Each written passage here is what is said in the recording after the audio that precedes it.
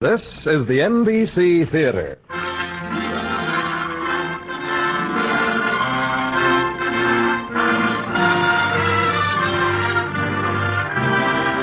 From the NBC Theater in Hollywood, an hour-length drama based on Arnold Bennett's definitive novel of hotel life, Imperial Palace. The adaptation is by Clarence A. Ross of NBC.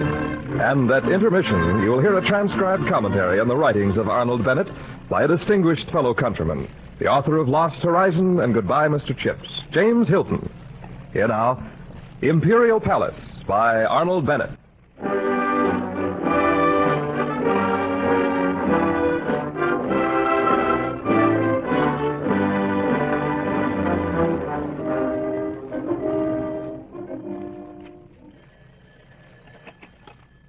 Mr. Orcham's office?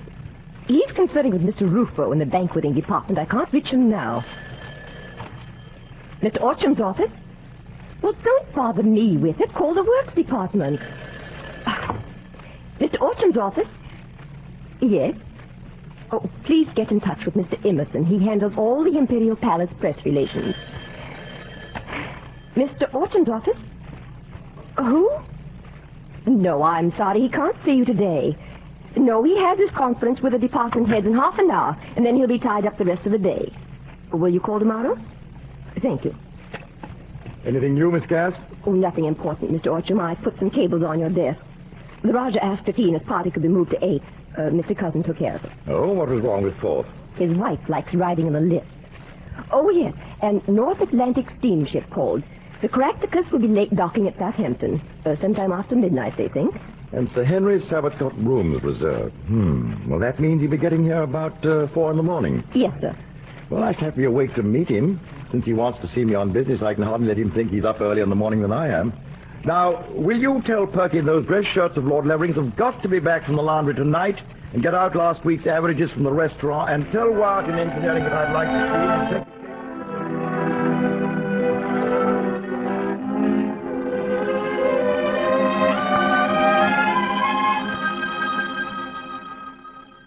Morning, Molam.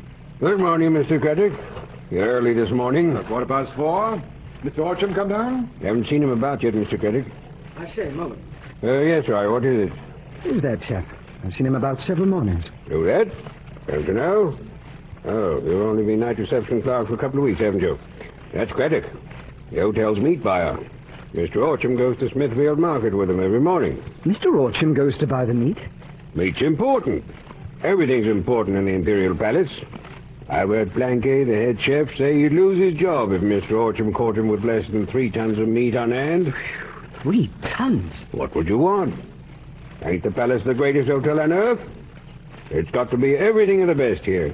Mr. Orcham made it this way, and he sees to it that it stays this way. Quite a man, Mr. Orcham. Quite a man. Knows what he wants, and he gets it. He's his own man, Mr. Orcham is. Hello, someone's come. Better get to my door.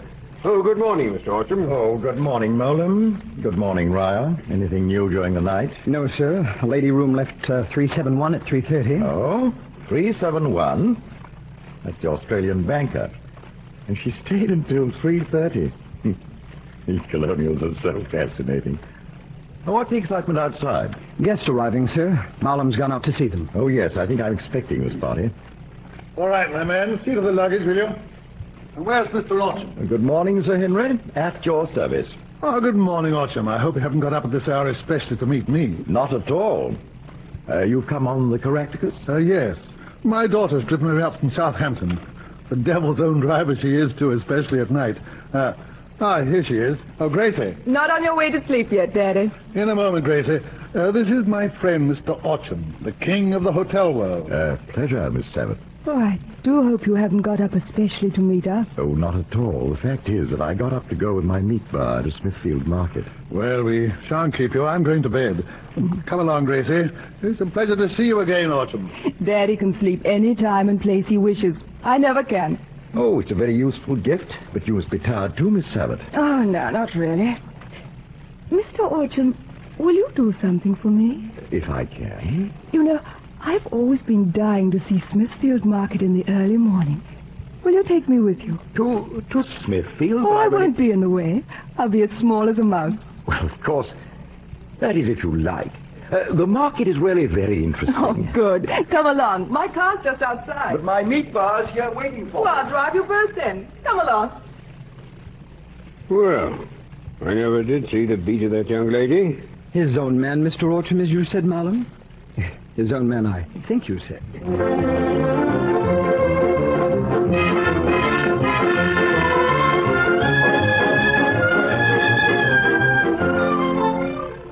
This is a very distressing business, cousin. Rye didn't have it in the night report. I imagine Rye didn't wish to be the bearer of bad tidings, Mr. Orcham. Think the woman was drunk? Well, we're not sure. In any case, she insisted she had left a mink fur in the cloakroom. Well, buy her one. The customer is always right. Miss Brewery, who dealt with her, became hysterical. Now she's given notice of leaving. Oh, that's more serious. That leaves us short of one housekeeper. Excuse me, Mr. Orcham. Yes, Miss Cass? Sir Henry Sabat has sent a message, sir. He urgently wishes to see you today. Ah, Sir Henry is in haste. He is, cousin. Please tell Sir Henry, Miss Cass, that I unfortunately have appointments all day, and don't say anything about a future date. Won't hurt to keep you waiting, will it, cousin? In my opinion, no. And now, let's consider this matter of finding a new housekeeper.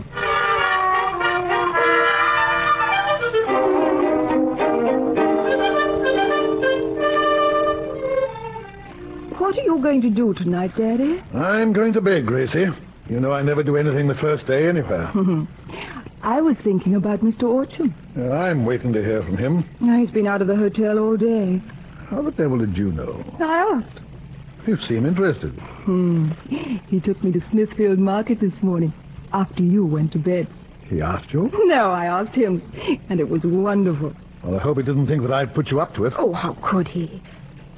You know, darling, I did think you might invite him to dinner tonight. In his own hotel? I will not. I'm trying to buy this hotel, Gracie, and the last thing I want is for Orcham to think I am running after him. And then you go to bed, dear. I'll ask him. Well, he won't accept. We'll see. Oh, now, Gracie, I don't think that's desirable. I am going to ask him. Oh, all right. Ask him for both of us. 9 o'clock. 10 to 1 he won't come.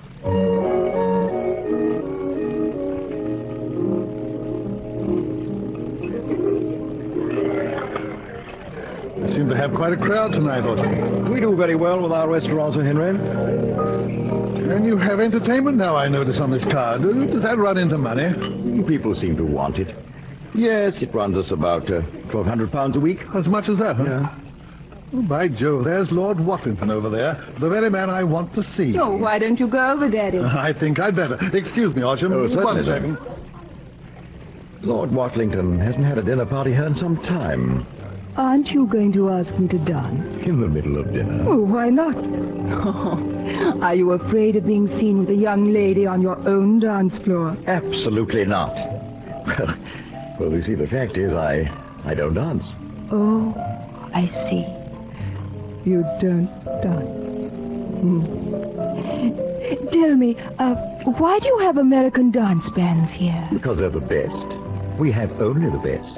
Well, I always thought it was a question of fashion. Miss Gracie, the Imperial Palace makes the fashion. Here's Daddy. Fine fellow, Lord Watlington. Excuse me, I trust I wasn't too long. No, not at all, Daddy. Mr. Orcham and I are just going to have one dance. Oh. You get on with your trud, darling. Miss Sabat, I said I did not... Yes, Mr. Orcham. Nothing. I should be honored if you would allow me this dance.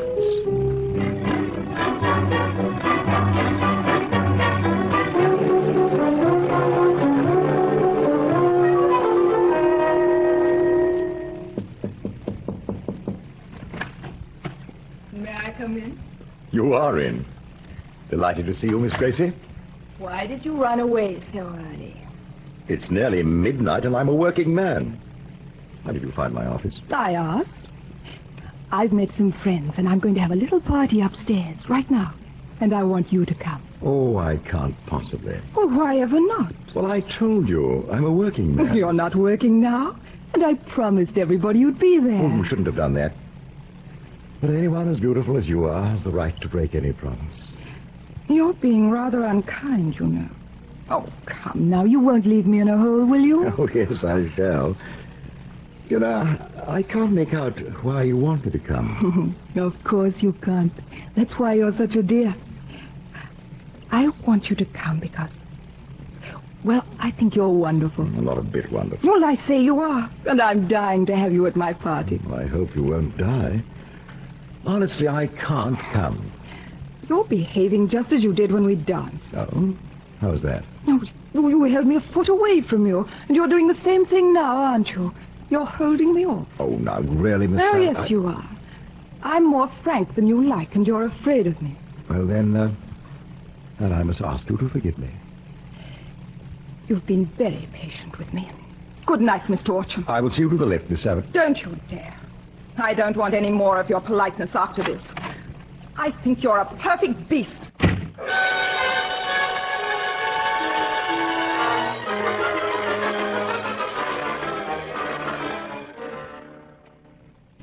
I do wish, Mrs. O'Redden, that you would just speak to this girl, Violet Paula. Well, of course, Mr. Orcham, if you want her for housekeeper. Oh, my dear Mrs. O'Redden, you are the head housekeeper. You have to work with these women. Well, naturally, I want you to be pleased. Well, I must say, Mr. Orcham, I don't quite know about taking a girl from the hotel laundry. You know I believe in hiring gentlewomen. Quite. But there are gentlewomen and gentlewomen. And Miss Paula has handled the whole laundry staff, 100 girls, and she's very capable as far as I've been able to see. Well, sir, there's a bit of difference between handling laundry girls and handling guests. Perhaps not so much as we would like to think. Just as you say, sir, of course. Now, if you'll excuse me, I must go and see the maids have cleaned out 476. 476? Yes, it's vacant now, and the reception's badly in need of it. But that's Miss Gracie Savitt's room. But didn't you know, sir? Miss Savitt left the hotel to get the 9 o'clock boat train this morning. She's gone to Paris.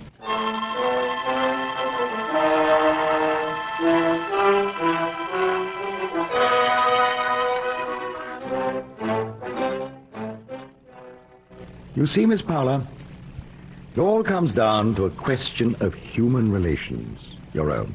Yes, sir. You mean at the laundry I'm used to being given into. And here I should have to give in. Well, seem to give in. Say that a bedroom is cold because the guest hasn't had sense enough to turn on the radiator.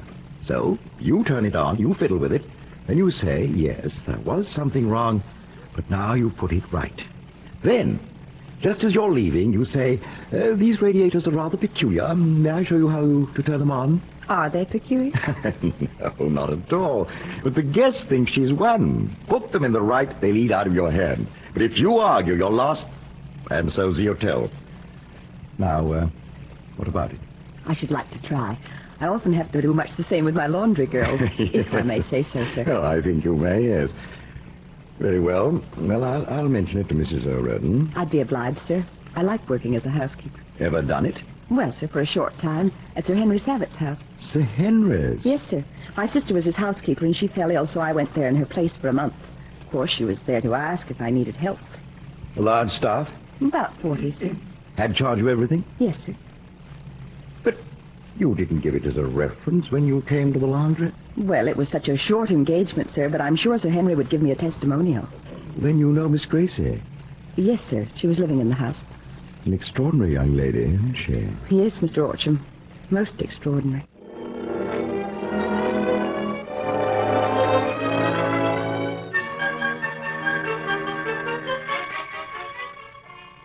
And now, Orcham, let's get down to business.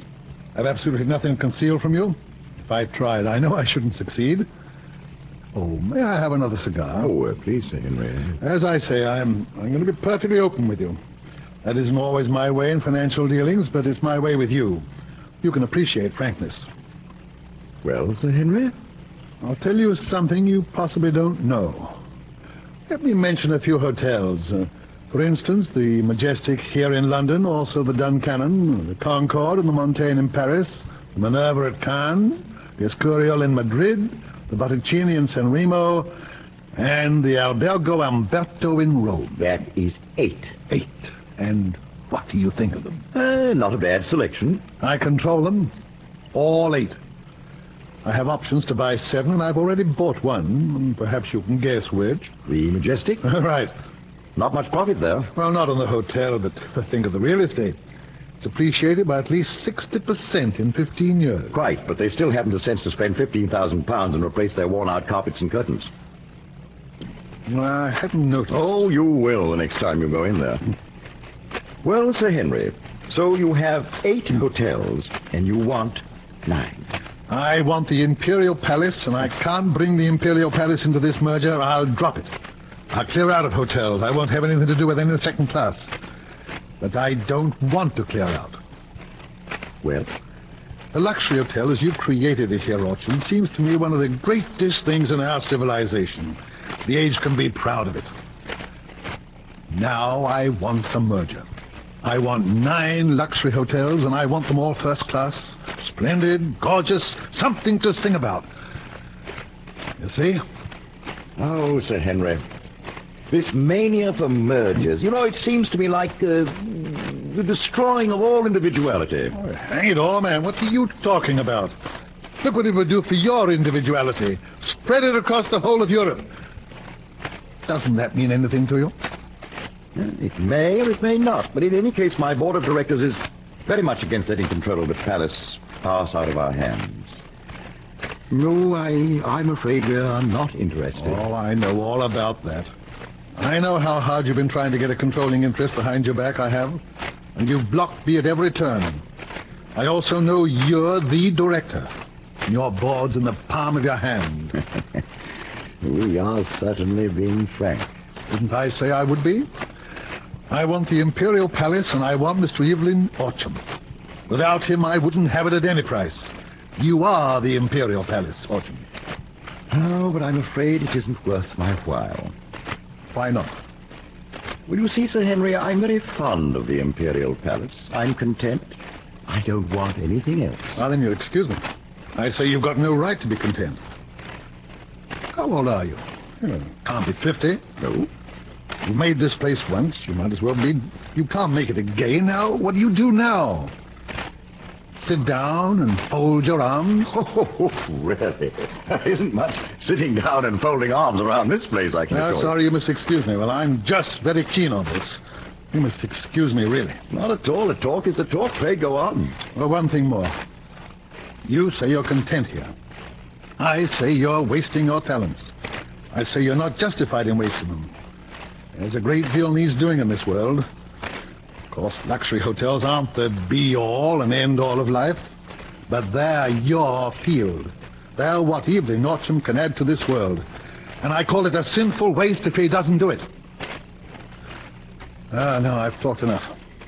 Think it over, Orcham. That's all I ask of you. Just think it over.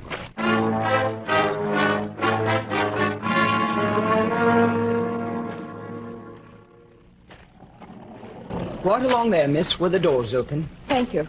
Oh, are you Violet Fowler? I've been waiting for you. I just got here. I'm looking for Mrs. O'Riordan, I think. Well, my name's McLaren. I'm Mrs. O'Riordan's assistant. Oh, no, I've got to stop saying that. I'm head housekeeper. But Mrs. O'Riordan? Gone. Gone off. Left without a word. Oh, dear. Gone off to get married. 60 years old and she's gone off to get married. And here I am with the whole hotel on my hands. I've only got 5 minutes for you, Miss Fowler. Well, I'd be glad if you'd tell me what to do. Well, it's very simple.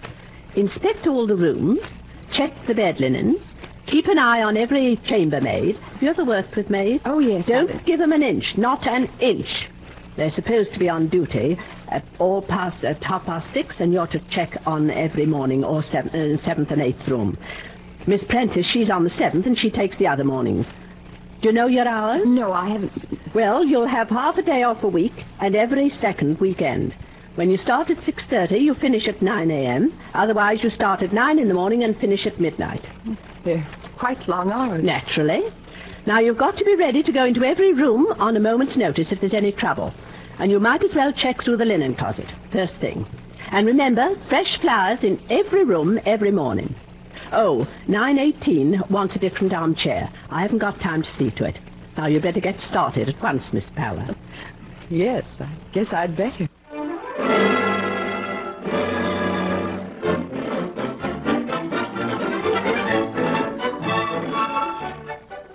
right, Autumn. Now let's look on the bright side for a while. Yeah, very well, Sir Henry. We've been haggling for 3 hours. Now let's see how far we've got. Your proposed salary as managing director is settled. It is. You have reason to be satisfied with it, I think. Quite. And the constitution of the First Autumn Board of Directors is agreed your way. My way. I refuse to be chairman of your board, Sir Henry, as I shall have work to do. Now, the next point. I agree that my valuations of the Majestic and the Duncannon hotels are to be approved by your valuers. Good. You agree to make a tour at once of all the hotels. The whole thing is dependent on your being satisfied. Well, it's quite a sacrifice for me to leave my comforts here, but go on. Now, the capital. The capital is underwritten by 3 houses, as I told you. I shall produce my contracts with them as soon as possible. Good. And I fancy that's all. Oh, no, Sir Henry. It is not. All but the most important point, of course. We return to the price to be paid for the Imperial Palace shares. Yes. Mine is £2 10 shillings. Now, what about it? Not enough. Well, now, really, Autumn, you must make it too difficult for this new company to pay a dividend. Well, I got to think about my shareholders. Now, Sir Henry, if you consider this price of mine too high, well, then you've only to say so. The whole plan is on the scrap heap. But your valuations of your property are out of line. Valuations? What about our reserves? What about our gilt-edged bonds? I'm not forgetting them. But you are forgetting something. You're forgetting that you are trying to buy something that can't be bought. The name and prestige of the palace. Yes. I was the first to admit it, wasn't I? Then we can name our price, and the merger can pay it. Our price is £2.15. That's your lowest? Our lowest? Well, I'm sorry. My last word is £2 10. Give me a moment to get my papers together. I won't trouble you anymore. I'm disappointed, Autumn, I admit it, but I'll tell you one thing. I shall go ahead with my merger, palace or no palace. I'll carry it through, and I'll give you the fight of your life. There must be another Evelyn Orchard somewhere in the world, and I'll find him. Good afternoon, Autumn. Good afternoon, Henry. I suspect I shall be leaving for the continent in a day or two. Very pleasant seeing you.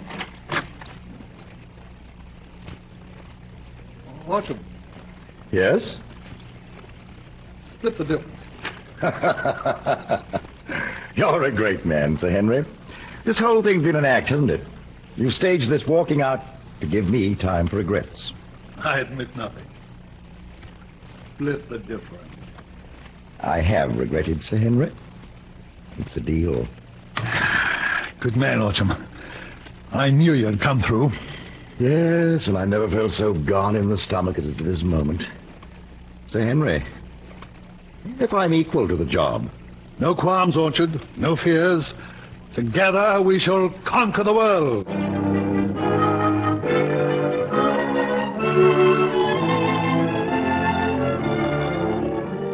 I must take the opportunity to tell you, Mr. Orcham, what a jewel, what a treasure you found in Miss Powler. Powell. Oh, yes, the little housekeeper. Doing well, is she? Well, there's hardly a visitor on the 8th floor who's not felt compelled to tell me personally of the wonders of the little Powler. Well, that's good news. But there is other good news. Monsieur Cheria in the grill room. He has succeeded in importing the fish from Italy. Oh. That will arrive fresh every day by plane. It will make excellent publicity, yes? Yes, cousin, but I'm afraid these joys and sorrows are all going to be on your shoulders for a while. I have got to leave for the continent immediately. Indeed? Yes, it seems I'm compelled to have a look at continental hotels and turn them into Orcham hotels. It is unbelievable. You mean that Sir Henry? Yes, cousin. I've done it. Imperial Palace is sold.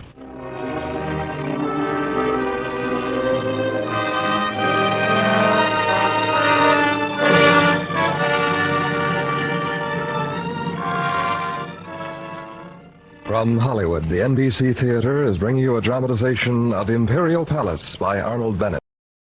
And now, our intermission commentator, the widely known novelist and radio personality, Mr. James Hilton. Of the great English writers of the first half of the 20th century, Arnold Bennett is probably nowadays the least read and the least esteemed, partly because his finest work was written in a realist tradition which is unfashionable today, partly also because he wrote a great quantity of admitted potboilers. Bennett continually built up the world's impression of him as a downright, mundane, commonsensical sort of person. Actually, this was something of a pose to disguise the shyness of an accomplished literary artist born of a middle-class family in an English industrial town, a man who came to achieve great worldly success and was never quite able to conquer his own amazement at having done so.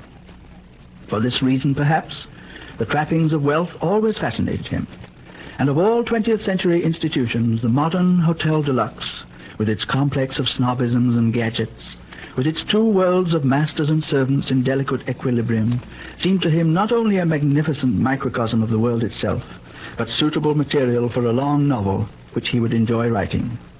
So he wrote it round about that crucial year 1929 and called it Imperial Palace. It is not his best novel, but it's a good one, as well as the last major piece of work he did. And it's readable by us today not only for itself, but for what Bennett meant it to be. The luxury hotel, he writes, seems to me the most characteristic of all modern creations. It stands for the age just as much as the pyramids did for Egypt. Our age can be proud of it. It's marvelous, and there never was anything like it before. How far did Bennett stand in merely fascinated wonder before his Imperial Palace? And how far was he aware of deeper undertones, of the peril that within a few years of his death in 1931 was to overtake the age of which he considered Imperial Palace a fitting representative, of the impermanence and weakness which was to be revealed so soon in so many other modern creations? In this sense, his mention of the pyramids pointed a contrast even more than a comparison. Yet it is perhaps unwise to press the story into a mold of too much meaning. Arnold Bennett was among the least symbolist of writers. His Imperial Palace was certainly no great white whale. But it's interesting that a subplot in the novel concerns a great liner, a sort of Imperial Palace afloat, which develops in mid-ocean a structural crack which everybody connected with the shipping line is at pains to conceal and make light of. Here, too, whether it was intended or not, is a symbol of unease that might well have stood for the world that Arnold Bennett survived into, a world that knew in its bones that something dreadful was going to happen to it, and that in the final ordeal, all its luxury, together with all its ingenious snobisms and gadgets, would have no power to come to the rescue. Thank you, Mr. Hilton. Our radio version of Imperial Palace will continue from Hollywood after a brief pause for station identification.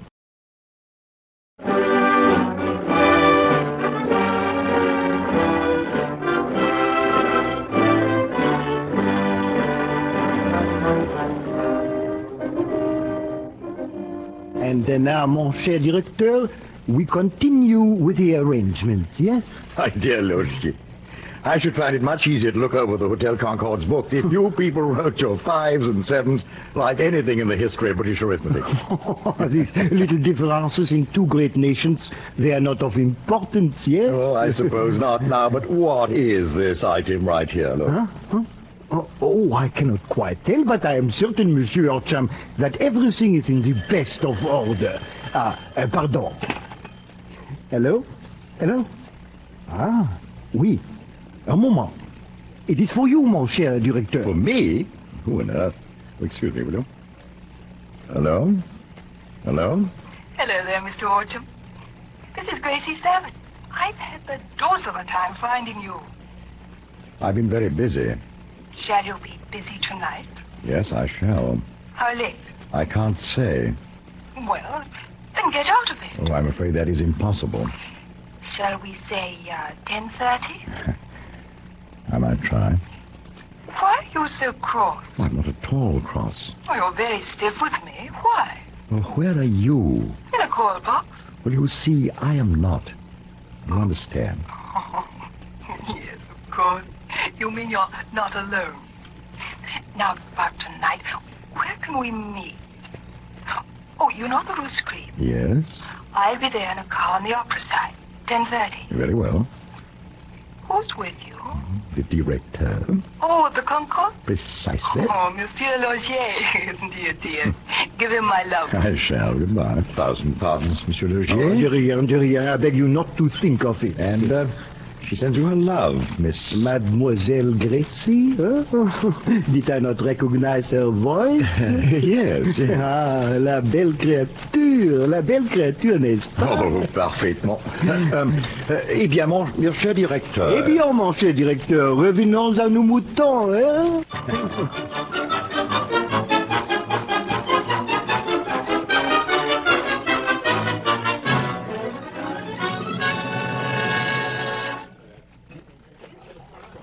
Bonsoir, monsieur, madame. Par ici, s'il vous plaît. I've never been in the Caligula before. Have you? Hardly. It's just about what I'd expect. I've heard a lot about it from painters and Argentines and so on. Oh, father should see me now, in the Rue Pigalle. Your father never seems to know where you are. Oh, he cares, though. But he leaves me alone. Monsieur désire... Oh, ce que vous avez du mieux. Très bien. Merci, monsieur. It's very amusing, Harrison. Really?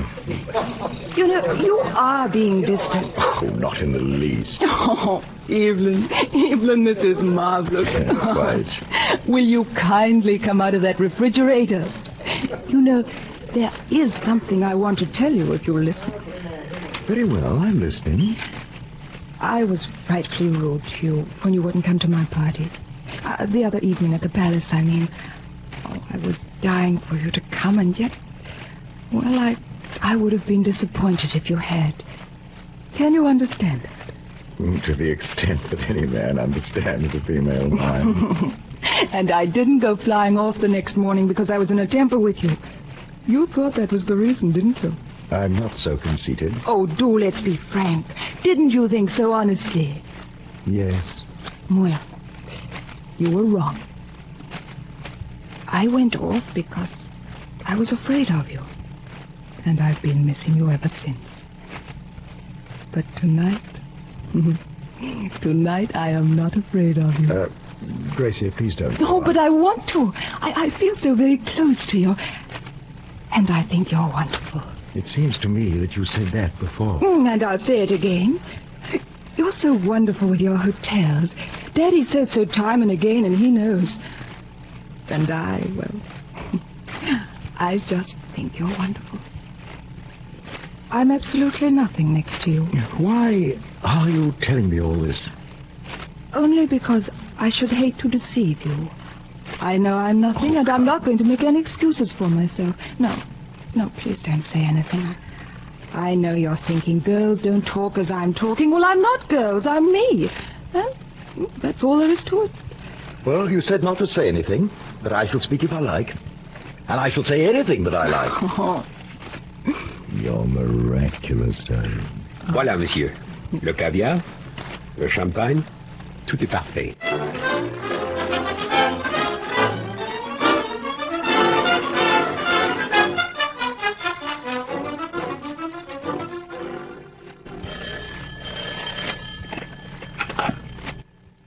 Hello? Hello. Were you asleep? Of course I was asleep. What time is it? It's 7:30. Oh, I hope I haven't disturbed you too early. You're a day and a half late in disturbing me, my dear. You said you'd ring me yesterday at lunchtime, or was I dreaming? Oh, well, I couldn't. I rang you up now because I knew I'd have to do it the minute I woke up, or I'd never do it. So I did. Well, you're just in time. I'm taking the boat train for London today, and I've got to pack. Oh, Evelyn. Well, thank you for waking me up. Oh, Evelyn, you can't go today. Of course I can. Why can't I? Oh, because I must see you. Oh, anything wrong? Well, I don't know, but, oh, Evelyn, I must see you. I must go back to London, dear. Oh, now listen, dear. You can take the 4 o'clock train. You can pack your things and bring them over to my flat, and I'll take you to the station. Oh, but look, I got 1,000 things to... to... do that much for me. 12 o'clock for lunch.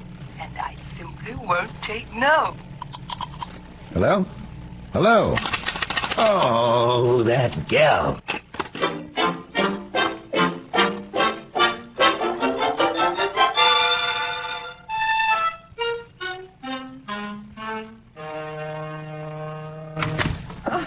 Dear, but I'm tired. Well, you would go running through the Louvre. By Jove, I should just make my train. Oh, you've plenty of time. We'll have some tea. I'll make some. How do you like my flat? Isn't it lovely and vulgar? Yes, it's no exaggeration to call it vulgar. I adore it because it's so awful. Look at all that gilt paint. I'm so tired of expensive respectability. You are the strangest girl I've ever met. No. Oh, my dear, I really must go. Look. Oh, no, you don't. You sit down now. I want you to listen. I suppose you're going to tell me again about how you're nothing. Oh, just listen. I swore I'd tell you when I shall. I'm in a terrible mess, Evelyn. Oh? I don't expect you to help me, but if you can't help me, well, no one can. Good heavens, what now? Well, what is it, dear? I'm too fond of you, my darling. Oh, you should see your face. What are you thinking? I suppose I'm wondering what on earth there is in me to attract you. Mm. I've tried my best to keep my mind off you. I hoped I wouldn't ring you up today, and then I had to. And now I know I oughtn't to be saying these things, and yet I have to. Oh, Gracie... No, don't say anything. I know I've put you in a terribly awkward position. No, not a word, darling. Perhaps we'll talk about it tomorrow. Oh, tomorrow. I'm forgetting about your train this afternoon. It isn't my train. It's just a train. It leaves Paris day after day, every afternoon at 4 o'clock. Gracie, come here. What? I said, come here. Oh, yes. Oh, yes, darling, yes.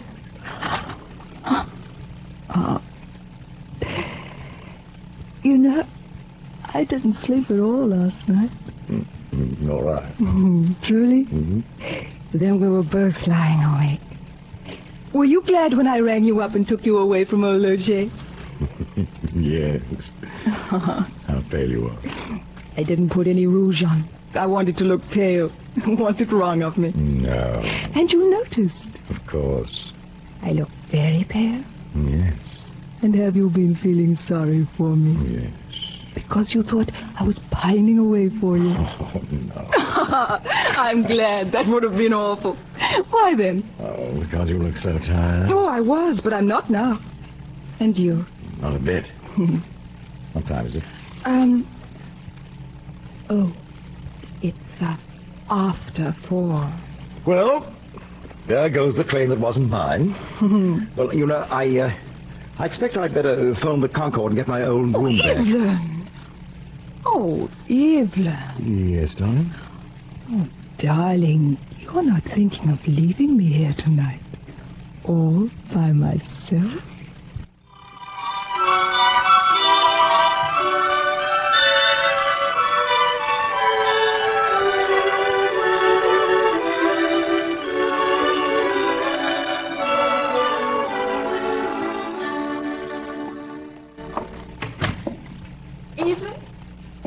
Evelyn, is that you? Yes, darling, what is it? Oh, where have you been? I woke up and found you gone. Why didn't you wake me? Oh, you look too beautiful to sleep. But why did you go out? Oh, just to walk. A lovely morning. You don't sound it. What's wrong? I happened to see this paper. Oh? What of it? The Board of Licensing Commissioners is sitting in London on Wednesday, and that is bad news, darling. Why? What have you got to do with them? Well, I've been leading the fight to get some of these licensing laws changed, and I have got to be at that meeting. Oh, I'd no idea they'd start so soon. I've got to leave Paris tomorrow. Oh, nonsense. You needn't worry about the first day, or even the first week for that matter.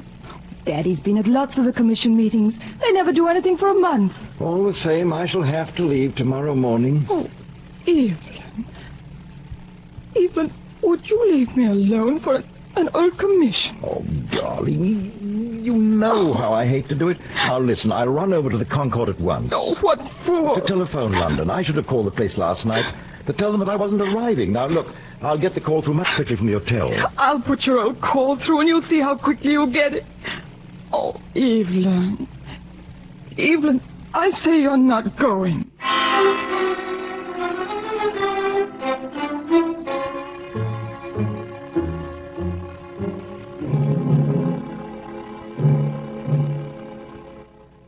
Well, Been calling all over Paris for me, I knew it. but what about your old commission? Ah, we're in luck, darling, the commission. The Germans caught a chill. Oh, wonderful. Yes, and it's all postponed a week. There, what did I tell you? Oh, now, darling, just forget about your old hotels. Think about me for a while.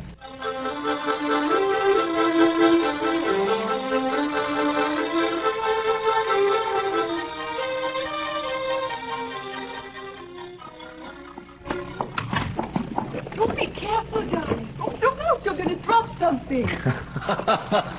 If my staff could see me now, loaded with parcels from tagging after women in a department store. Oh, they'd love you for it. Come on, put everything down here. There.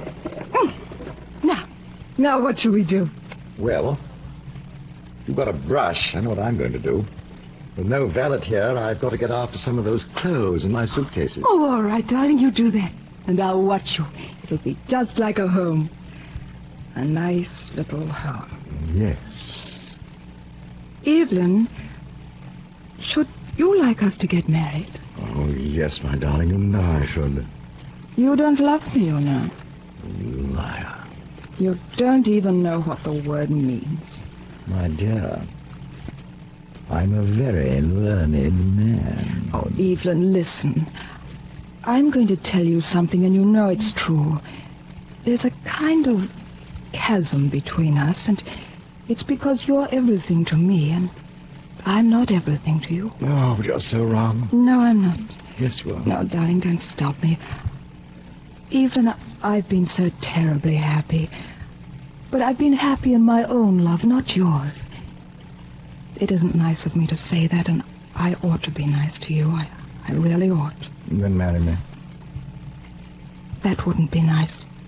Oh, now and then I felt like sticking at nothing to keep you, but it would be so hard.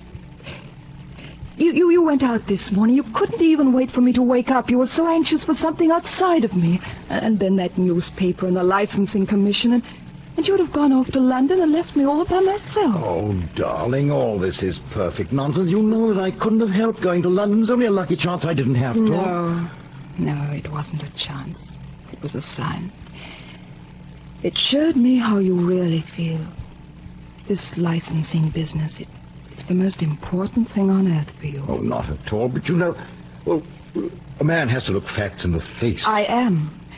And the fact is that you think you're indispensable in London. Oh, no. And yet if you were ill, everything would go right on without you. It's here that you're indispensable. You'd have run off to London to argue with MPs about whiskey or Oh, but something. my dearest, now please, look, if you just use a little teeny bit of common sense. And I suppose you think common sense is the law of life. Well, it isn't, Evelyn. Oh, you could have arranged to give us a few days, a week. But you couldn't keep your licenses waiting. No, not even for 1 hour. Now, look here, Gracie. Oh, I don't blame you. I blame myself. I laid a bet and I've lost it. You love one way and I love another. And I could only live with a man who understands love my way. Your way would kill me. Stop this nonsense, darling, and come here and kiss me. All right. Or goodbye. Goodbye. You think I can't say goodbye, don't you? Well, the truth is you're conceited. You are always conceited, and I've made you more so. You show it the whole time. Come here. Please. Yes, there you are again. I'm in love with you, so I'm to be your slave. I'm to come running whenever you beckon. You say you're in love with me? I'm in love with you. So you say. But I am, darling. Oh, yes, you're so sure. But this morning you were ready to leave me because of something you'd seen in a newspaper. Well? Supposing they telephoned you tonight that you were wanted in London tomorrow. Would you go? Yes. Yes, of course you would. I'm glad to. Men get tired of girls who are fools enough to let on that they're in love. Oh, it's you who are being foolish now, darling. Listen, a man can love a girl passionately. Oh, and you still don't know what love is.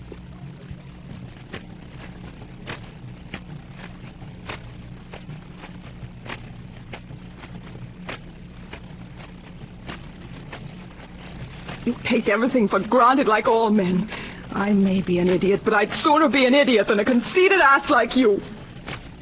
Well, that's the way it is, I had better go. Yes, go on, get out of here. I'll tell you what I think of all your arguments and all your fine phrases, only...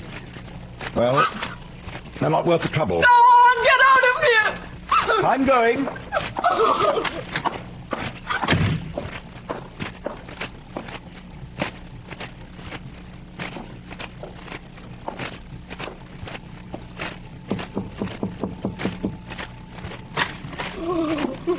My luggage. Oh, darling. Oh, darling. Oh, Gracie, darling, my sweet, don't cry. I'll never leave you again, never, my sweet.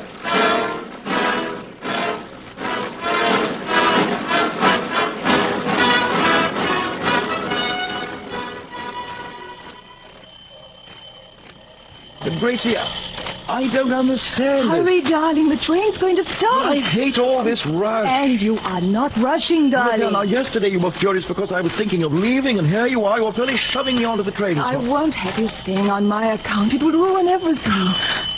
There. Now, you see, you said you wanted to leave today, and you are leaving today. Everything's wonderful. No, it's not wonderful.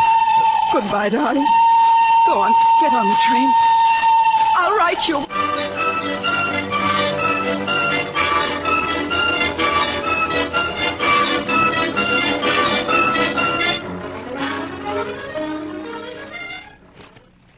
Any letters for me, Miss Cass?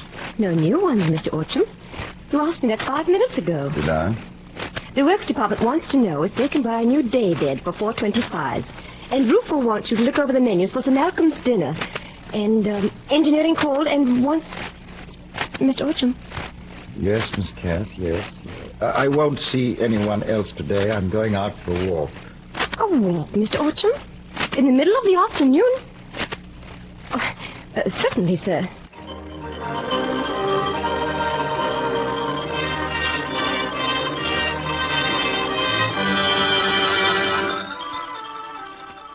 Can I do anything for you, Mr. Orcham? No, Ryan. I'm just going out to send a cable. Cable, sir? I'll be glad to phone it in for you. No, I'm going out. I could send a boy, sir. I said I'm going out. Suppose I can leave my own hotel to send a cable? Or have you any objection?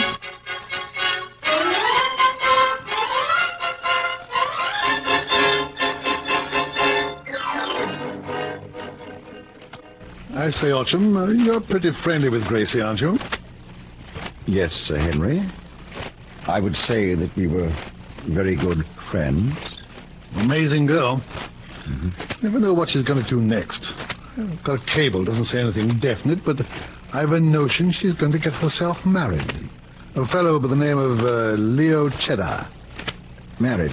Yes, I've met him once or twice. Seems quite a sort to me. I should rather like it. It's about time Gracie got married. Really? Well, Sir Henry, if it suits both you and her, I'm glad.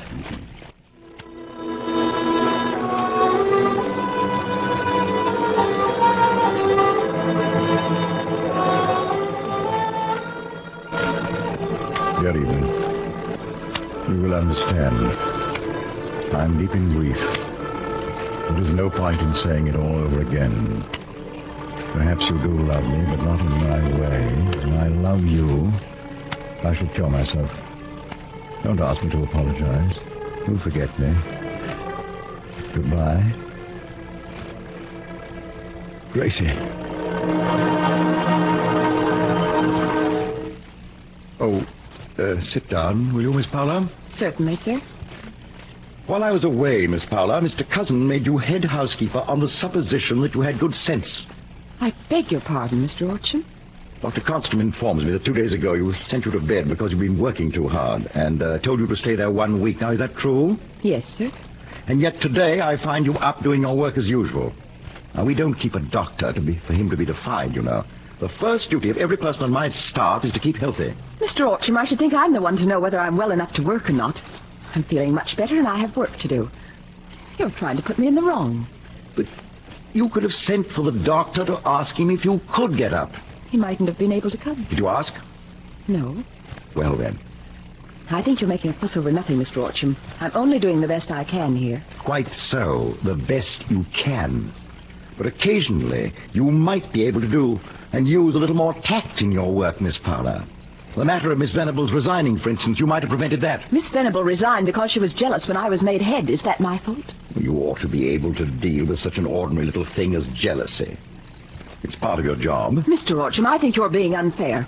I'm sure I don't know what the trouble is, sir, but whatever it is, you've no right to take it out on me. Young woman, will you please control yourself? I'm speaking the truth. I'm being perfectly honest. I say it's unfair, but it's more than that. It's frightful. That's what it is. Miss Powler, will you oblige me by leaving the room? I certainly will. And please take my notice to leave.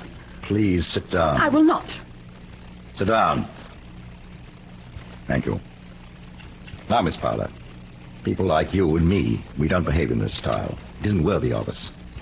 And you're really not going to give me notice all in a minute over nothing.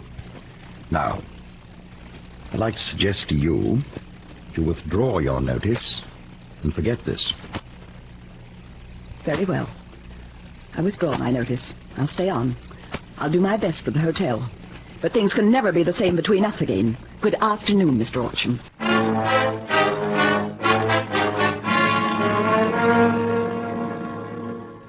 Good morning, Mr. Orcham. Good morning, Molan. You're very early, sir. It's not 4 o'clock. Mr. Craddock's not even here yet, sir. Oh, it doesn't matter. I'll prowl about. If I may say so, Mr. Orcham, you should try to get a bit more sleep, sir. You've been looking tired lately. Oh, I shall do all right, thanks. How's the sciatica, Molan? Better, sir. Oh, good morning, Miss Powler. Good morning, Molan. Good morning, Miss Powler. Good morning, sir. Are you always downstairs so early? This is one of my early mornings, sir. I like to look about the ground floor before the cleaners arrive. Afterwards, it's too late. And then, sometimes... Yes? Sometimes I just walk about the floors most of the night. You may think this very strange, sir, but sometimes I feel as though I'd like to watch over the hotel. While it's asleep? Yes, sir. That's what I did. All last night. But you won't be doing that for long, sir. You won't be having much to do with the palace from now on. Oh, but that's not true. Whether I have 9 hotels or 90, the palace is my child. I shall never desert it. Will you let me order some tea for you, sir? Oh, no, thank you. Not now. I thought that you haven't looked too well, sir. For 3 months, ever since you returned from Paris. Everyone seems to have a comment about the way I look.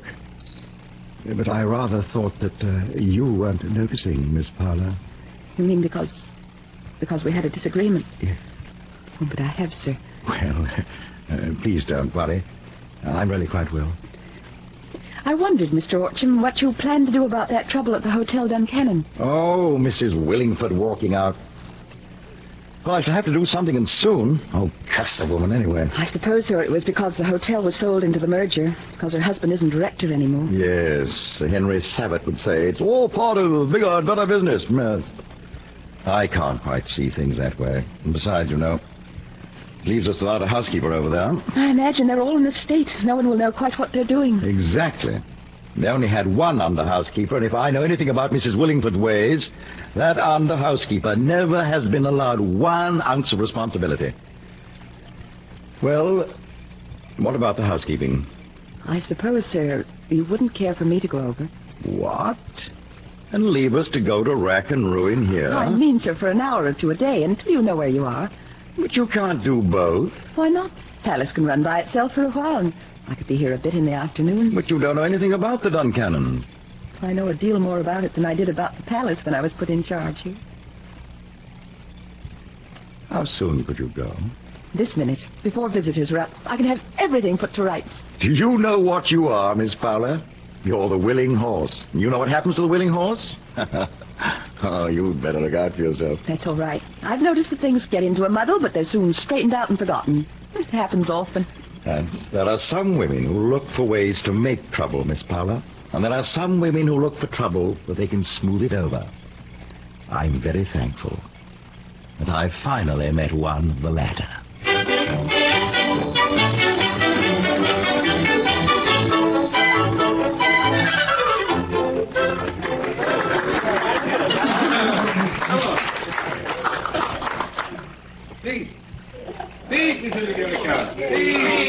My My dear friends, ladies and gentlemen, there will be no speeches. I only want to thank you from the bottom of my heart for this supper tonight. I shan't forget it as long as I live. You know, cousin, I feel like the prize ox at the fair. Oh, my dear Mr. Orcham, you'd have broken the hearts of your department heads if you hadn't consented to this gathering. Everyone wants to honor you for the brilliant success of your merger. Well, it's magnificent. Planquet, this is the greatest feast you ever prepared. Quel honneur de boire à votre santé!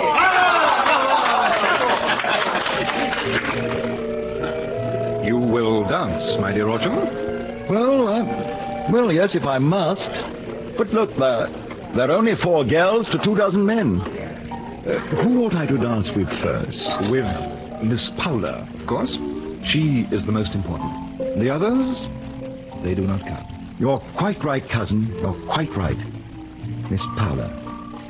Yes. She is the most important.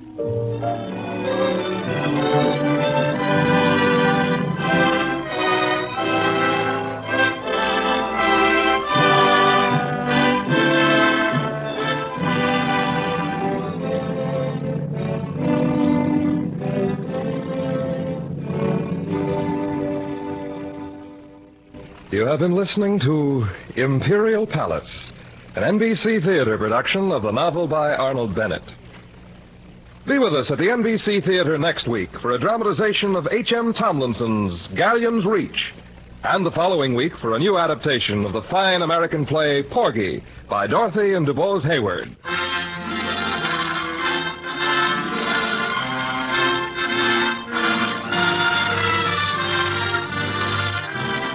Imperial Palace was adapted for the NBC Theater by Clarence A. Ross. Our intermission commentator was James Hilton, whose commentary was recorded.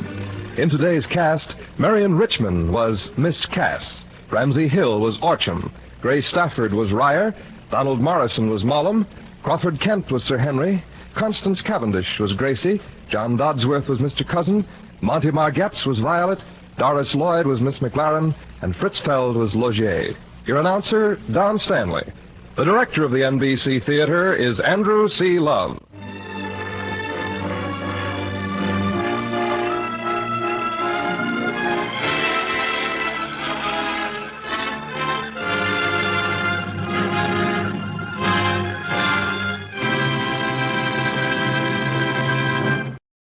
This program came to you from Hollywood.